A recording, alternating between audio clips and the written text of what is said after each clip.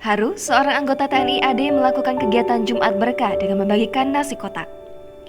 Tentara Nasional Indonesia kembali menuai pujian dari masyarakat. Arahan langsung dari Kasat untuk hadir di tengah kesulitan masyarakat dan senantiasa menjadi solusi. Arahan tersebut dilaksanakan dengan baik oleh Serda Lilik Babinsa dari Kodim 0507 Bekasi. Kegiatan positif tersebut dinamai sebagai kegiatan Jumat Berkah. Kegiatan itu dilakukan membantu masyarakat sekitar dengan membagikan nasi kotak setiap minggunya. Nampak dalam video, seorang anggota TNI AD menggunakan pakaian lengkap TNI beserta helmnya mengendarai sepeda motor yang membawa banyak makanan. Anggota TNI itu terlihat membagikan nasi kotak kepada pengamen, orang yang berjualan di perempatan jalan, anak jalanan hingga pemulung.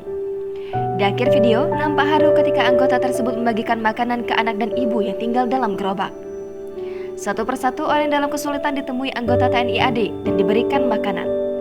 Nampak orang-orang yang diberikan tersebut terasa senang dan berterima kasih kepada anggota TNI AD.